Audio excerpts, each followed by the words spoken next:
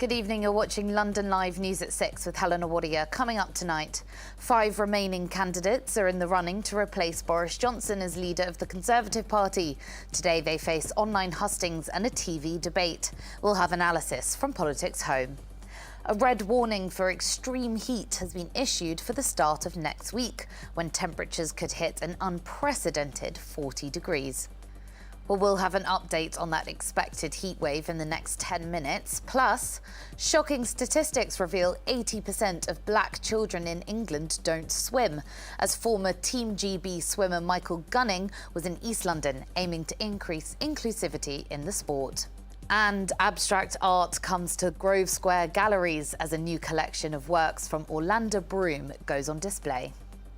First tonight, though, the 5 remaining candidates in the running to replace Boris Johnson as leader of the Conservative Party have today taken part in online hustings.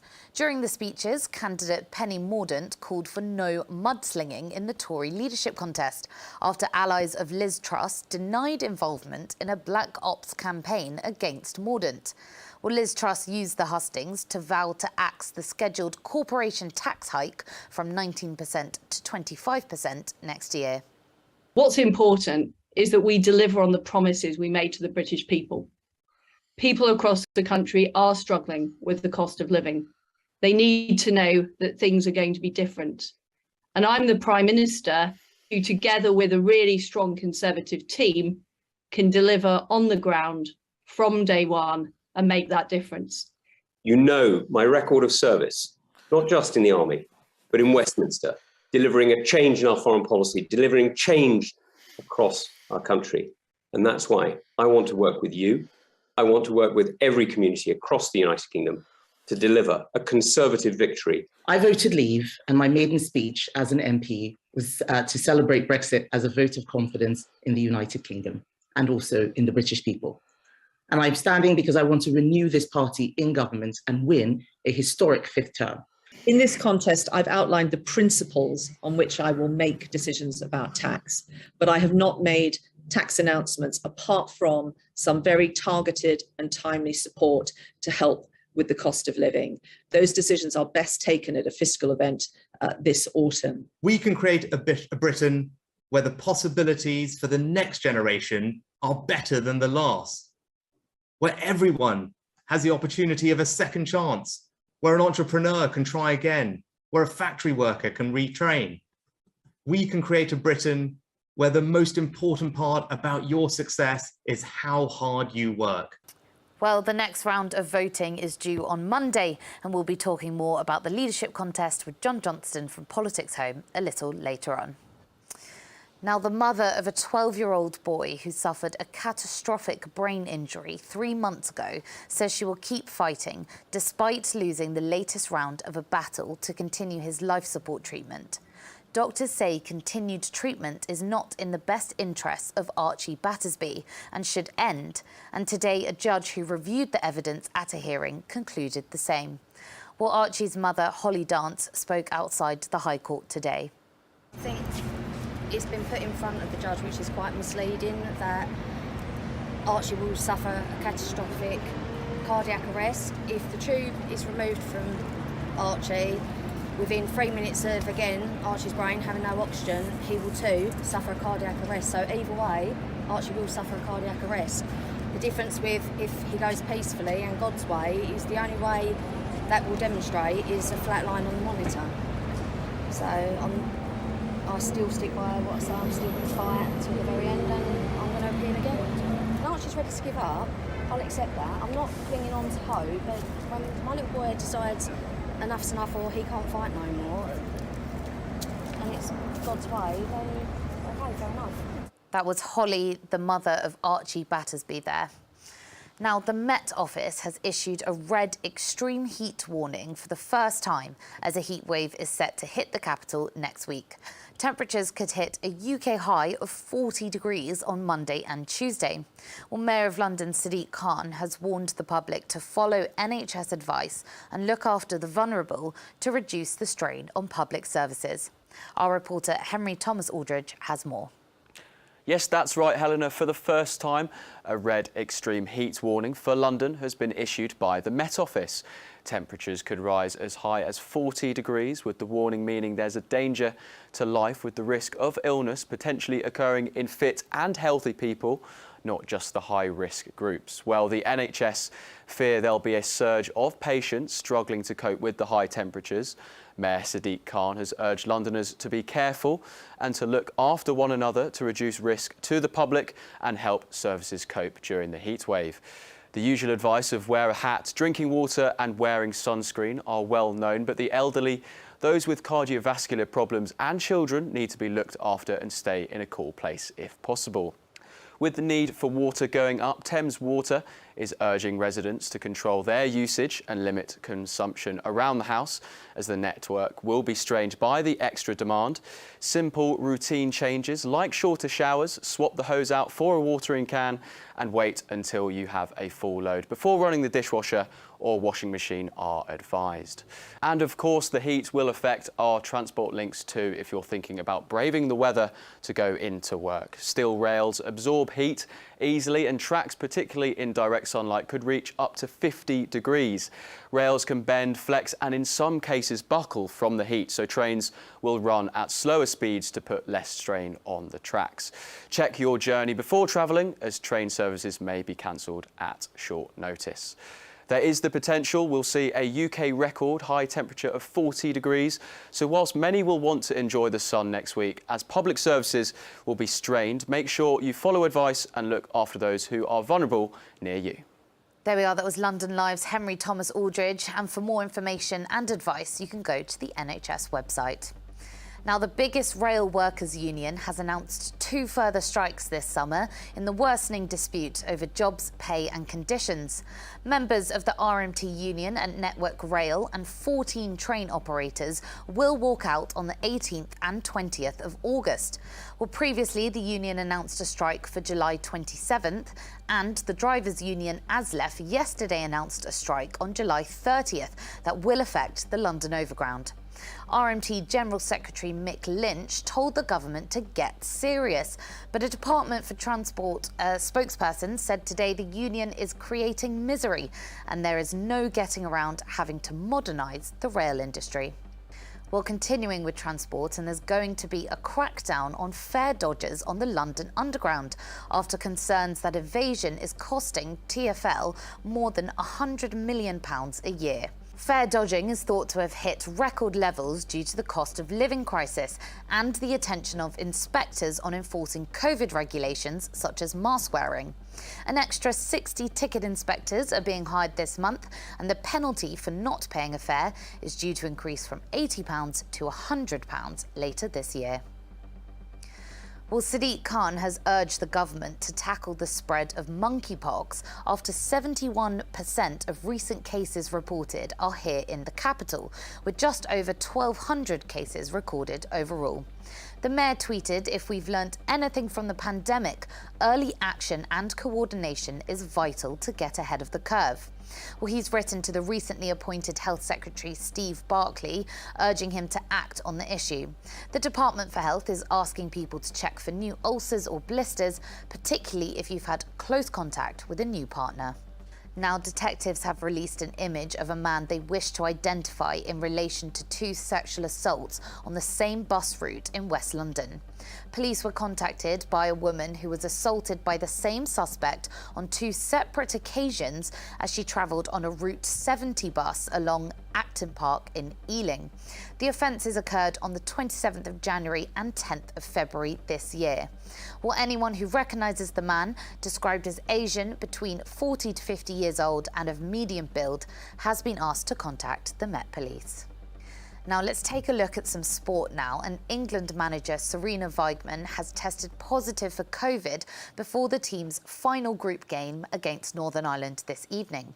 Well, Weigmann will now undertake a period of recovery at the squad's base camp, according to the FA. The Lionesses have already qualified for the knockout stage, and their opponents can no longer progress after 2 defeats. Well, despite already sure of a quarter-final spot, Weigmann said in the pre-match press conference that she wants her team to entertain at a home tournament. Always things can happen at the level we play. What we just want to do is play a good game. If we're focused, we're concentrated, we'll probably be a lot in possession. We keep the ball going, and then be composed. That's what we have to do, and then play the game. And you always know what I just said. At this level, you always you look for the edge, and things can happen, and then another player will be ready. Of course, we don't hope that, but priority is keep rhythm and stay connected, keep communicating on and off the pitch, and get ready. Well, play a good game and then get ready for the next one. There we go. That was Serena Weigmann there before she tested positive this afternoon. Well, let's hear now from the England goalkeeper Mary Earps, who said she's focused on the job at hand and keeping good communication. I think it's just about focusing on what my job is. That's kind of normal as a goalkeeper. Sometimes you're needed, sometimes you're not. And I'm more than happy for the girls to not need me for as long as that may be. They were phenomenal against Norway. But I just am really focused on making sure I stay connected with the back four, keeping our communication going, and making sure everything's organised at the back. And if I am needed, then I'll be there to do my job to the best of my ability. That was England goalkeeper Mary Earps there, and that game against Northern Ireland kicks off at 8 p.m. this evening. Right, let's get a check on the weather now. This evening, it's another warm night with average temperatures of 14 degrees. Tomorrow, there's some cloud, but it's mostly sunny with a gentle breeze, temperatures averaging 28. Towards the end of the weekend, it's really heating up. As mentioned, temperatures could even reach up to 40 degrees on Monday and Tuesday. And just a reminder, the Met Office has now issued a red warning of extreme heat. So do be prepared for impacts on your daily routine and do look after yourselves. Right, time for a quick break now, but when we come back, John Johnston from Politics Home will be here for an in-depth analysis into the Conservative leadership campaign and who might come out on top.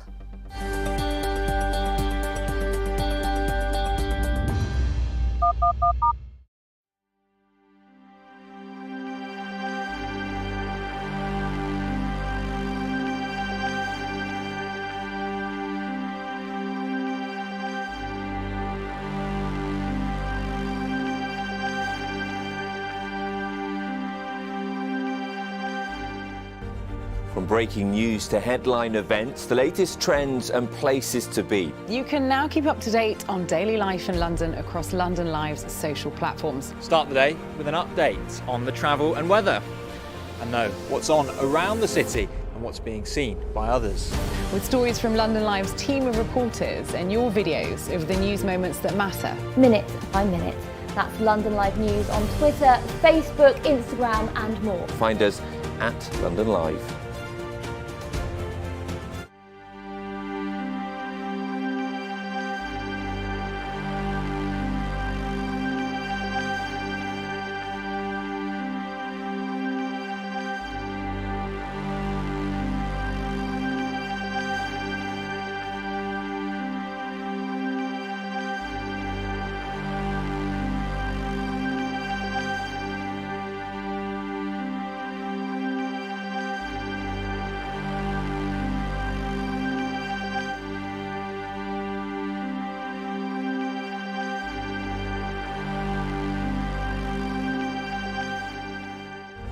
From breaking news to headline events, the latest trends and places to be. You can now keep up to date on daily life in London across London Live's social platforms. Start the day with an update on the travel and weather, and know what's on around the city and what's being seen by others.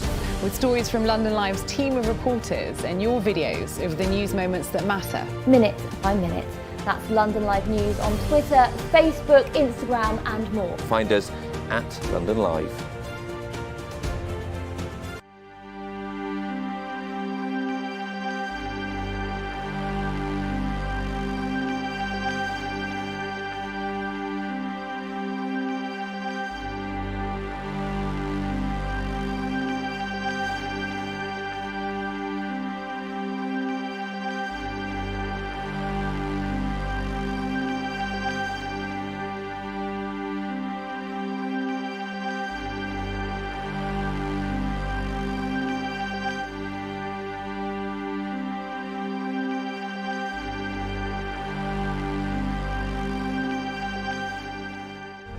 From breaking news to headline events, the latest trends and places to be. You can now keep up to date on daily life in London across London Live's social platforms. Start the day with an update on the travel and weather, and know what's on around the city and what's being seen by others.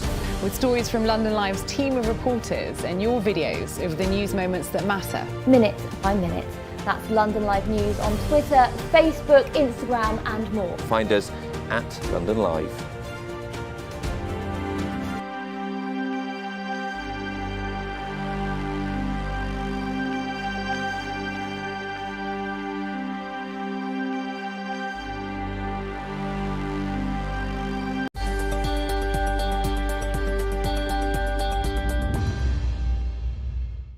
Welcome back to London Live News. Now it's time to take a look at the world of politics in the week in Westminster with John Johnston from Politics Home. John, thank you so much for joining us. We're going to be looking, of course, at the leadership campaign.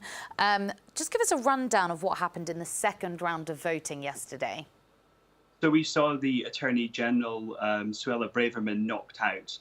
She had the lowest number of votes, didn't make it to the threshold required to get through yesterday.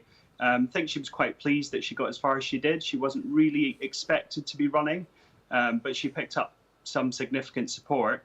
And now all the kind of candidates will be jockeying to try and pick up the MPs that had backed her. She said she's going to back Liz Truss, but obviously it doesn't mean that the rest of the bloc who were supporting her will follow suit. So not entirely a surprise that Suella Braverman was knocked out. Were there any particular surprises at all from the voting? I think the kind of progress that Penny Mordaunt is making has been quite surprising. She's really popular with the membership. And I think, that's kind of taken the contest by surprise a little bit. Rishi Sunak extending his lead, he looks really safe just now. So I think the kind of next few days we're going to be looking at whether Liz Truss can try and pick up some of the ground that, she needs to get into the top two. But we still have Kemi Badenoch and Tom Tugendhat, relatively unknown MPs outside of Westminster. But, they're hanging in there. And with the kind of TV debates coming up over the next few days, that could change. They could start to pick up numbers too. Absolutely. And we'll talk a little bit more about the TV debate in a moment. But it was relatively close between Rishi Sunak and Penny Mordaunt there. Is it looking like those two will be the final two? I mean, at the moment, yes. I mean, Rishi certainly looks safe to be getting into the top two. It'll be interesting to see what happens, presumably if Tom Tugendhat and Kemi Badenoch are knocked out in the kind of following stages early next week. It's going to be, quite, tough to see whether, Liz Truss can make up the numbers to push herself into second. But certainly she's, Suella Braverman, big Brexit supporter, Liz Truss, painting herself in that same role. So it's very possible that she could pick up some significant blocks over the next few days and maybe start to edge ahead of Penny Mordaunt. But I think in terms of those three, for the top two, there's still certainly a lot to play for to see who comes in second. Absolutely. And of course, it really is all about the vote. So, who are the most significant backers of those kind of top three, Sunak, Mordaunt and Truss? So Rishi Sunak's picked up a lot of the cabinet. Lots of his colleagues have rode in behind him. I think they think he did a good job during the pandemic with the way he handled the economy and sort of backing him as a kind of safe hand to get us through the cost of living crisis and tackling inflation. Obviously, lots of experience in the Treasury there that I think they think is going to be significant. Then with Liz Truss, she's picked up some of the other cabinet members and a lot of the really key Brexiteers, even though she herself voted Remain. She's seen as being a bit of a convert to the Brexit cause. So, that's a big boost for her. And I think she'll continue to continue picking up those kind of Brexit supporting MPs of the next few days. Penny Mordaunt, slightly more open campaign, really, picked up support from across the party. And I think over the weekend and into the beginning of next week, she'll be trying to kind of extend that further and see if she can kind of pick off some of the MPs remaining who are not really behind Rishi or Liz yet. And you mentioned Kemi Badenoch and Tom Tugendhat, of course, relatively unknown. So, in a way, is it quite a surprise that they're still in the running? Yeah, I mean, it was a big open field. I think one of the reasons that Boris Johnson was kind of kept in office for so long was there wasn't an obvious successor. So the fact that there was lots of different people running from different wings of the party, not really surprising. I think, I've been speaking to Kemi Badenoch's team quite a lot this week, and they really feel that she could do well in the debates. She could start to kind of get her message across. She's really tailored it for Tory MPs. Obviously, that's the crucial thing. They don't need to win over the country. This isn't a general election. They don't even need to win over the members quite yet. This is all about persuading MPs to put them in the final two. And I think her team are really, really confident that when she gets up head to head with the other candidates, which they haven't done yet, she'll be able to kind of increase her support. But it's going to be a tough ride for her to try and kind of pull herself all the way up into the kind of top 3 spots. Well, as you mentioned, we are going to see the first TV debate very shortly. What could happen? Can a TV debate make or break a candidate? Absolutely. I mean, even though it's MPs that they're looking for, there'll still be people in their constituencies, in MPs' constituencies, and the party members in those constituencies who will be making, their opinions known very strongly. And if one of the candidates has a really bad time, it could really damage their campaign. And if some of these MPs who are, the Tom Tugendhat and Kemi Badenoch, sort of not really in the running at the moment, they could have a really strong performance, and that could prove a bit of an upset. I think it's going to be difficult for Rishi Sunak. He kind of doesn't perform that well under the kind of the glare of the media, and I think this could be quite a feisty debate that we see between them all. And it's going to be, I think, there's certainly the prospect that he might have a tough time. Absolutely. Well, we'll be looking at that debate very shortly. John Johnson, thank you so much for joining us here on London Live News. That was John Johnson there from Politics Home. Now, new research has revealed that parks and public spaces exclude girls due to poor design and are dominated by teenage boys. Well, Dr. Julia King, who's a research fellow at the London School of Economics and the charity Make Space for Girls, also found that girls feel 10 times as unsafe as boys in public parks. Well, to find out what girls want from their parks, a consultation has taken place with Year 9s from the Astley Cooper School, and Dr. Julia King led that process and told me about the findings a little earlier. The largest provision for young people is actually for really young people, for kids. So like play areas, and teenagers aren't really welcome in those spaces. They're often sort of shooed on by parents who don't want them to be around. And then the second largest provision is actually sports pitches, which is really for anyone who does sports, all the way up to sort of adults.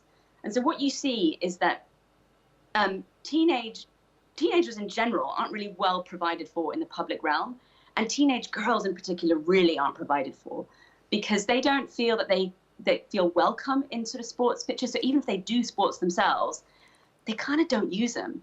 So that was sort of the principal and key finding that we then took to these girls and had a conversation with them about.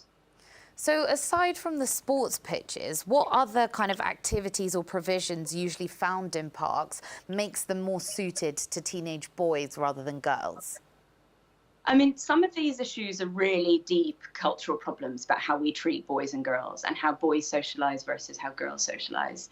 And I think that's a really complex problem. And there is some research in terms of what design can do. And there's sort of examples, like particularly in Europe, where you can see that if you have an entrance to a park and you have multiple entrances, that stops kind of territorialization or kind of ganging up around a certain entrance, and that can feed people in and out. And so, but it was really fascinating and actually also really sad, the amount of judgment that young girls feel. So they feel a huge amount of judgment just occupying public space, and particularly doing something like sports. They sort of don't feel that they're wearing the right clothes. They don't feel that they're welcome. They don't feel that they can make mistakes. And so I think that's something that's really difficult to acknowledge. And then what ends up happening is that young girls are kind of relegated to benches. That's sort of the only thing that's for them. And that's not great for socializing, because the bench tends to be kind of for a couple. And so if you think about a group of girls, like how do they occupy public spaces? And what we even found in this consultation was that they don't feel comfortable in buses because they get stared at, often by grown men. And in some of the kind of actually all teenagers who we speak to really love woody areas and nature. Nature's really valuable to them. But most of these girls reported being sort of harassed or catcalled, and in one case, followed. And this is a sort of Year 9 students being followed in the public realm by grown men. I mean, it's just appalling. And so that creates a real culture of fear. And that fear is something that's really hard to sort of push through. Absolutely. Well, over the last 2 weeks, as you mentioned, you've been having this consultation process with Year 9 girls. Just tell us, what were the main points that came out of the consultation, and what did the girls most want? The kind of key, I would say the key takeaway was this idea of judgment, and how this sort of percolates into so many things, and also then how important hyper local spaces are, because girls are relegated to walking for their social life. It means that local parks, local streets, local corners play a really important role in how they socialize with each other. And I think that's a really key point that architects and planners need to take into consideration. It's more lighting, it's bigger swings, it's play landscapes that they can occupy that are for their bodies and not just for children. It's big things, like big cultural things like more safety. They would like CCTV cameras to be for them and not to exclude them. And they want to just feel welcome. So I think there's design stuff that we can really tackle, like good quality benches for people to congregate and hang out and chill. And then these are much bigger things about how, bigger cultural things for girls to feel less judged when they're just hanging out. And so that's kind of what they would like to see. There we go. That was Dr. Julia King from LSE there. You're watching London Live News with Helena Warrior. A reminder of our top story coming up after the break. Plus, after shocking statistics revealed 80% of black children in England don't swim, the former Team GB swimmer Michael Gunning has been in East London with the aim of improving inclusivity in the sport.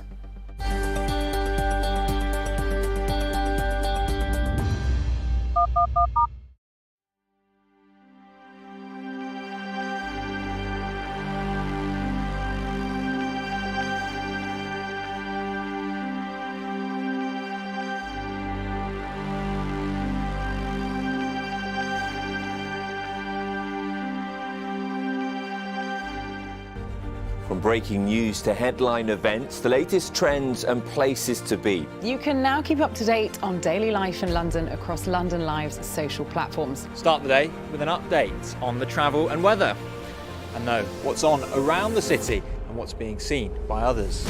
With stories from London Live's team of reporters and your videos of the news moments that matter. Minute by minute. That's London Live News on Twitter, Facebook, Instagram and more. Find us at London Live.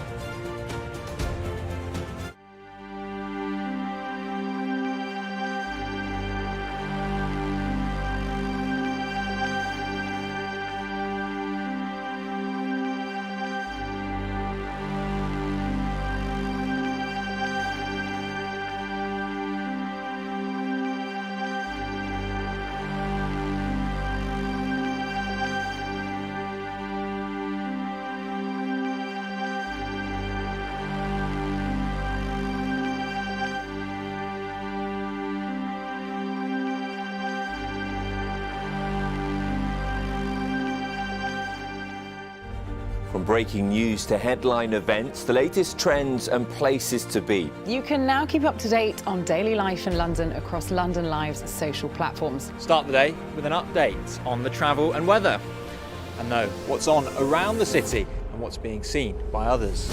With stories from London Live's team of reporters and your videos of the news moments that matter. Minute by minute. That's London Live News on Twitter, Facebook, Instagram and more. Find us at London Live.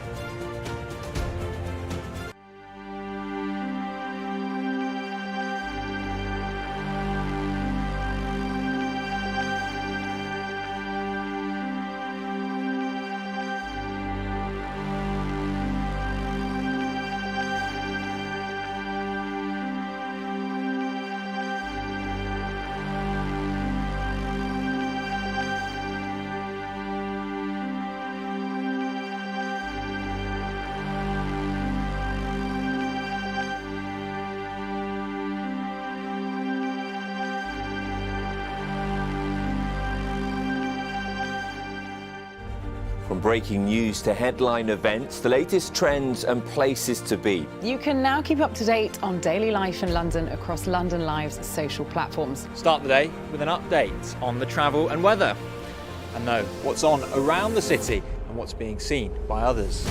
With stories from London Live's team of reporters and your videos of the news moments that matter. Minute by minute. That's London Live News on Twitter, Facebook, Instagram and more. Find us at London Live.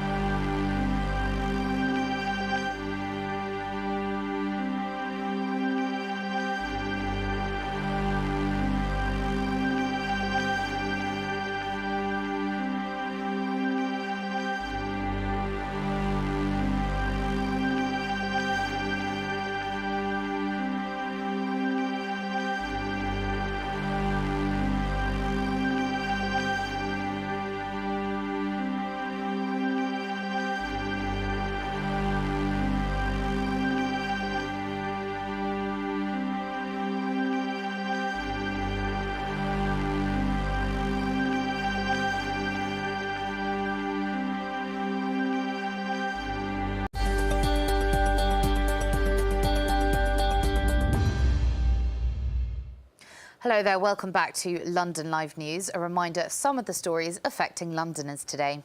The 5 remaining candidates in the running to replace Boris Johnson as the leader of the Conservative Party have today taken part in online hustings. Well, during the speeches, candidate Penny Mordaunt called for no mudslinging in the Tory leadership contest after allies of Liz Truss denied involvement in a black ops campaign against Mordaunt. Will Truss also use the hustings to vow to axe the scheduled corporation tax hike next year? We immediately need to start putting money back into people's pockets. We know that families are struggling to make ends meet at the moment. So what I would do is reverse the national insurance rise. I opposed it in cabinet at the time because I thought it was a mistake. I think it's even more of a mistake now when we're facing such strong economic headwinds. I would also have a temporary moratorium on the green energy levy to cut £153 from people's energy bills. And I would also not do the corporation tax hikes because I think it's vitally important that we're attracting investment into our country. What's important is that we deliver on the promises we made to the British people. People across the country are struggling with the cost of living. They need to know that things are going to be different. And I'm the Prime Minister who, together with a really strong Conservative team, can deliver on the ground from day one and make that difference. Now, the Met Office has issued a red extreme heat warning for the first time as a heat wave is set to hit the capital next week. Temperatures could hit a UK high of 40 degrees on Monday and Tuesday. Well, Mayor of London Sadiq Khan has warned the public to follow NHS advice and look after the vulnerable to reduce the strain on public services. Our reporter Henry Thomas Aldridge has more. Yes, that's right, Helena. For the first time, a red extreme heat warning for London has been issued by the Met Office. Temperatures could rise as high as 40 degrees, with the warning meaning there's a danger to life with the risk of illness potentially occurring in fit and healthy people, not just the high-risk groups. Well, the NHS fear there'll be a surge of patients struggling to cope with the high temperatures. Mayor Sadiq Khan has urged Londoners to be careful and to look after one another to reduce risk to the public and help services cope during the heat wave. The usual advice of wear a hat, drinking water and wearing sunscreen are well known, but the elderly, those with cardiovascular problems and children need to be looked after and stay in a cool place if possible. With the need for water going up, Thames Water is urging residents to control their usage and limit consumption around the house, as the network will be strained by the extra demand. Simple routine changes like shorter showers, swap the hose out for a watering can and wait until you have a full load before running the dishwasher or washing machine are advised. And of course, the heat will affect our transport links too if you're thinking about braving the weather to go into work. Steel rails absorb heat easily, and tracks, particularly in direct sunlight, could reach up to 50 degrees. Rails can bend, flex and in some cases buckle from the heat, so trains will run at slower speeds to put less strain on the tracks. Check your journey before travelling, as train services may be cancelled at short notice. There is the potential we'll see a UK record high temperature of 40 degrees. So whilst many will want to enjoy the sun next week, as public services will be strained, make sure you follow advice and look after those who are vulnerable near you. A dog who ventured on over 300 search and rescue missions across an 11-year career is among 5 canines being honoured with an award for their dedicated service. The vet charity, the People's Dispensary for Sick Animals, awarded the pups with their Order of Merit at a special ceremony here in the capital. We love the award ceremonies because these dogs, or the horses, or whoever we're celebrating at that time, these recipients, they don't know they're doing an amazing job, they're just doing it. He stops the adrenal crisis, he stops the ambulance call-outs, he stops the overnight stays in hospital, and he's just saved the NHS thousands of pounds over, the last 8 years. That alert that Clive does, that's the potential to save my life every single day, and there's probably no shadow of a doubt that I wouldn't be here now if it wasn't for Clive. 11 years ago yesterday, actually, he found his first missing person and saved a life. He was out, the gentleman had been missing for about 3 days. Literally his first case, we had a 12-year-old girl who had autism, and she had been raped several times by an older man, and they couldn't get her to talk. They had 3 chances of just trying to get her to open up, and she literally wouldn't speak. And they just tried to bring Oliver in, and within a matter of 5 minutes, she was just talking, really engaged with him, and then they brought her to an interview room. And his first day on the job, she had a 3-hour interview. Now, former Team GB swimmer Michael Gunning is working to improve inclusivity in swimming. It follows after shocking statistics show that 90% of black adults and 80% of black children in England don't swim. Well, the Jamaican swimmer organised a lesson with a school in Hackney to encourage black children to swim. Well, we went down to find out more.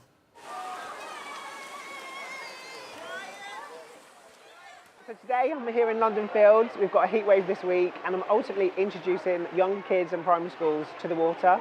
Many kids today haven't been in the water, so it will be the first time that they even see a swimming pool. So I think I just really want to inspire them and just tell them that swimming is for everyone. I've been swimming all my life. I learnt to swim when I was 3, and I joined the swimming club when I was 7, and just loved swimming. I loved challenging myself in the water, and ultimately went on to compete in 2 World Championships. So, recently retired, quite gutted about that, but I'm really ready for the next chapter and to see what's in store.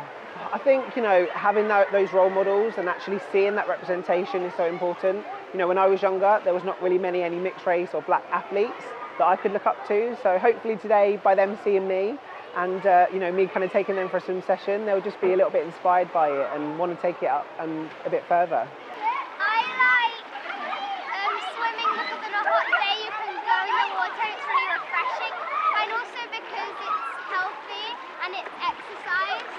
As the head of a primary school in Hackney, we were really worried after the pandemic that some of our children and the obesity rates had risen.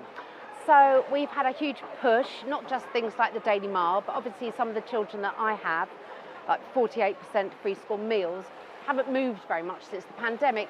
So we've had a huge push on cardiovascular exercise and swimming, and trying to get all of our families to have a take-up with more activity generally. So it's an encouragement in getting everybody involved so that they are being healthier, healthy minds, but healthy bodies as well. They're so excited. Well, you can probably hear them from over there. They're so excited. They're just loving it. The fact that they are encouraged and they're having a good time. The older ones at Queensbridge can swim. And that's part of the reason after the pandemic we normally only used to swim in year 3, but we've done block swimming lessons for year 4, year 5 and year 6 to make up for the 2 years that they didn't have. So today I also have year 4 Ruby with me, as well as year 1 Yellow, who I can hear laughing and screaming in the background, who haven't had a series of swimming lessons yet at Queensbridge, but we really want them to start going forward in the summer and do family swimming lessons. We're really fortunate in Hackney that we do have access to lots of different places. Some of my children don't have access to many facilities, or they live in estates and they don't have access to outdoor green spaces. We are now so lucky in Hackney, especially having the Lido in London Fields just up the road from the school too. I really just want the kids to have fun today. You know, swimming is more than just a sport. It's a life skill. You know, it really can save your life. I know that 1 in 4, school kids leave school without being able to swim 25 metres. So I really want to try and change that statistic. I want to see everybody enjoying swimming. Swimming is for everyone, and I just want to help break down those stereotypes. There we go. That was former Team GB swimmer Michael Gunning at London Fields Lido in East London. Right, it's time for a final break now, but when we come back, to mark International Busking Day tomorrow, celebrations are taking place at Wembley Park. We speak to the organisers aiming to raise the profile of street performance.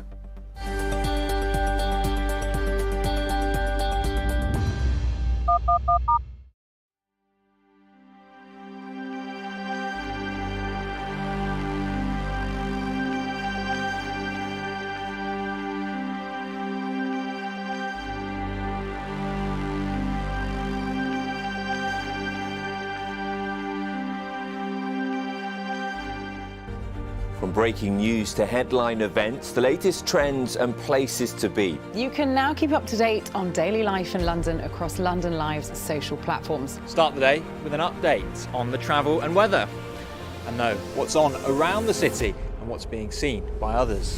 With stories from London Live's team of reporters and your videos of the news moments that matter. Minute by minute. That's London Live News on Twitter, Facebook, Instagram and more. Find us at London Live.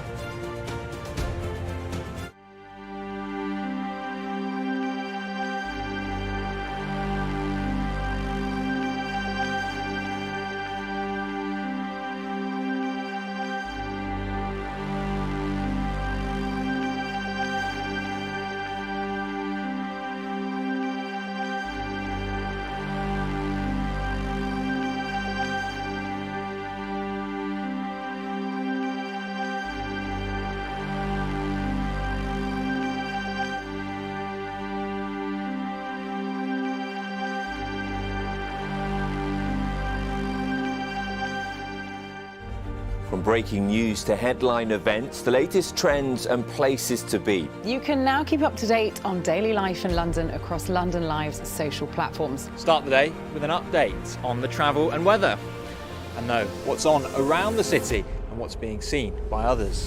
With stories from London Live's team of reporters and your videos of the news moments that matter. Minute by minute. That's London Live News on Twitter, Facebook, Instagram and more. Find us at London Live.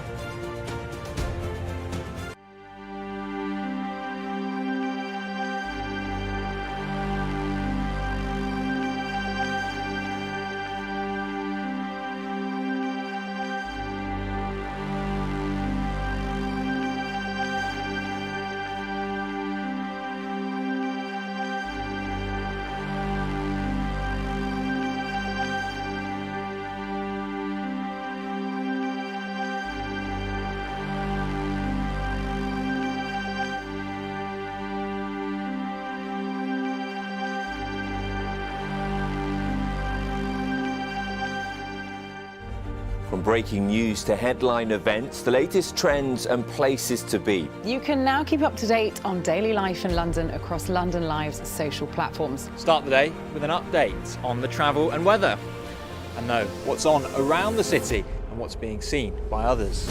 With stories from London Live's team of reporters and your videos of the news moments that matter. Minute by minute.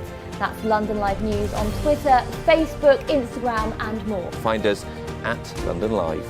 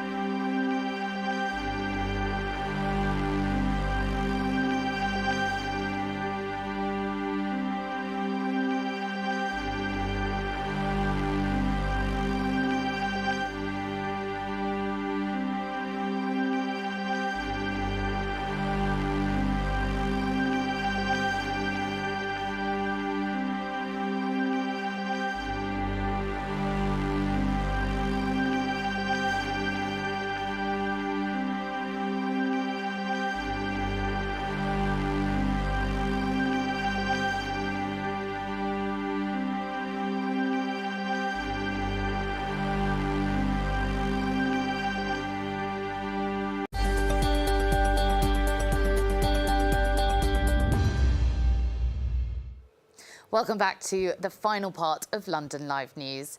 Now, an exhibition solely composed of abstract works is now on show here in the capital. Orlando Broom's new collection of works called Shapeshifters is on at the Grove Square Galleries in Fitzrovia until the end of this month.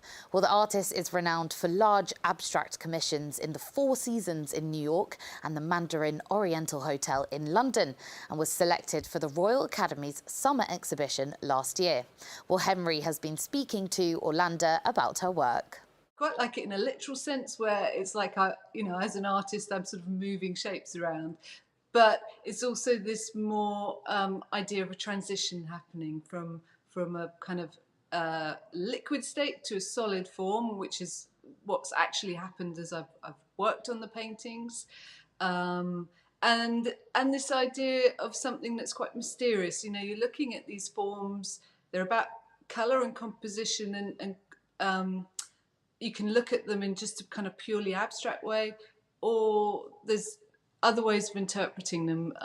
You can sort of see things in them, maybe bits look figurative, or maybe there's an element of a kind of landscape, maybe a horizon that sort of reminds you of other things, that you make associations. So it's this idea of one thing and another, kind of a morphing between the two.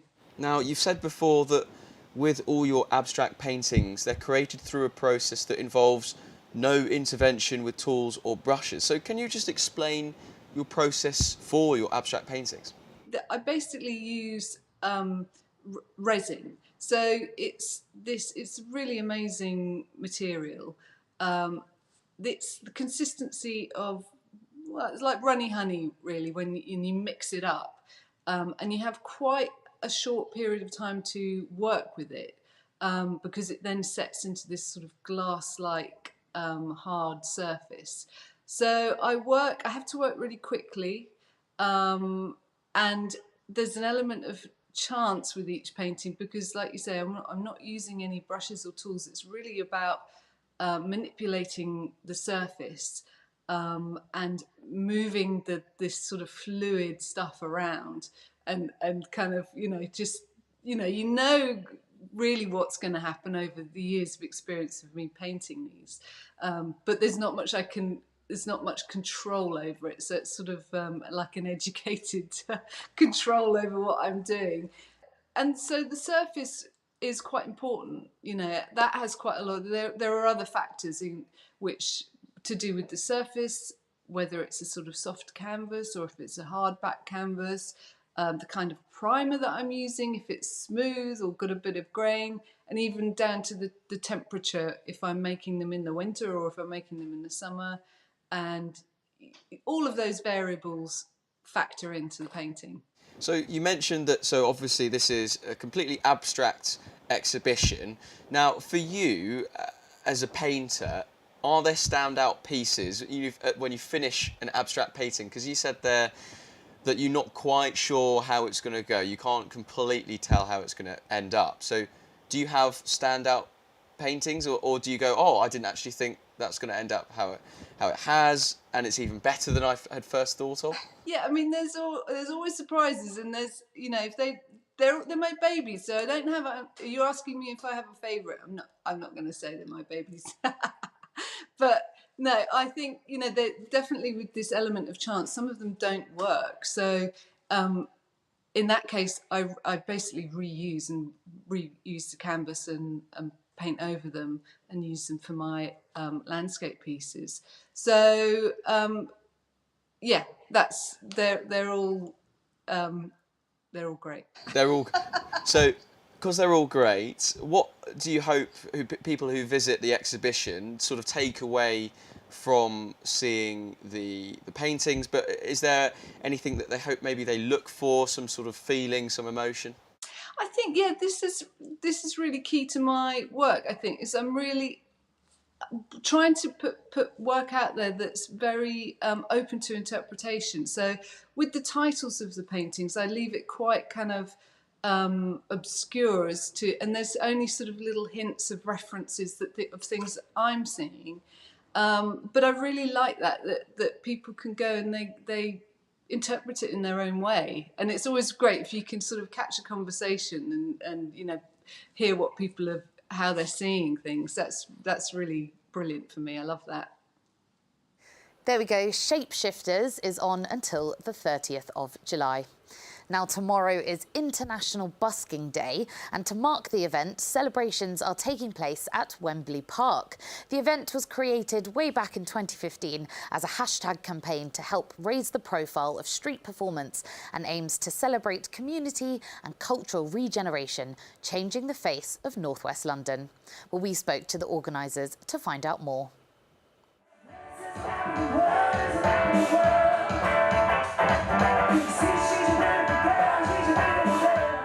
At Wembley Park, we have 10 different stages across the whole neighborhood, everything from sort of busking pitches to a proper large main stage. We're expecting thousands of people to come. We have over 120 artists, all in the realm of street performance. So lots of live music, street dance, circus, mime, and lots more.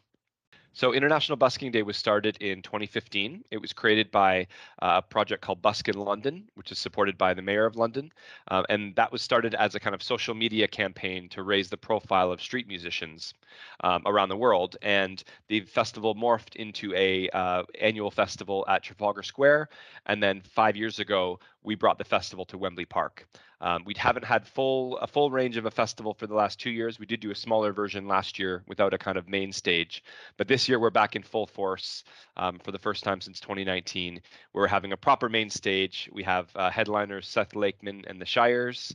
And as I mentioned, over 100 other artists performing across the neighborhood. And really the spirit of the event is to support emerging artists. So we do have a main stage, we do have headline acts, but all of those acts have a history of busking. And that's the really key part of the event, is that we are promoting street performance from the emerging level and also highlighting those successful people who have gone on to be nominated for the Mercury Prize, like Seth Lakeman, or break records and be on the charts like the Shires. So we're trying to support the whole ecosystem of street performance, which is thriving in the UK. I'm sure anyone who's been to the Edinburgh Fringe knows it's an incredible atmosphere for what's happening out on the streets. And we're bringing that kind of atmosphere, although it's only one day and it's 10 areas in the neighborhood. We're bringing that atmosphere of street performance to Wembley Park on the 16th of July.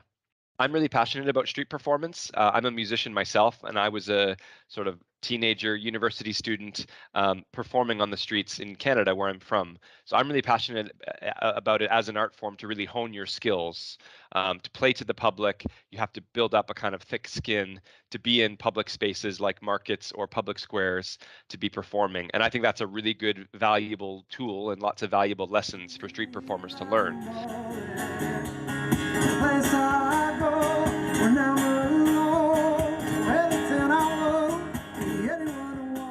Now, Wembley Park, we're famous for having these massive venues, Wembley Arena and Wembley Stadium. And it's amazing to have someone like Ed Sheeran play the stadium 5 times in the last few weeks. But Ed Sheeran started as a busker. So really what we're doing with International Busking Day is saying we want to support the ecosystem, or the whole journey that a performer goes through, from performing in a public market to passersby, to performing at Wembley Stadium, because we have these 10 different stages, some of which are small busking plots, some of which are, of course, the main stages. It's really showing people that they can grow through being a street performer by starting out, performing in tube stations, to performing on main stages and in festivals and maybe Wembley Arena or eventually Wembley Stadium. So yeah, it's about showing people, especially young people, emerging performers, that they can grow with this art form, and that there are opportunities like International Busking Day, like the Edinburgh Fringe, where they can actually showcase their talents and be paid for it. Everything we do is free to the public, but every artist we program, and there's over 120 artists, they're all competent time. That's very important to me as a musician myself, very important to Wembley Park. Everyone's compensated, and everyone's kind of bringing their A game to the public audience. And it's a free event, so it means that there should be hopefully thousands of people there to see them.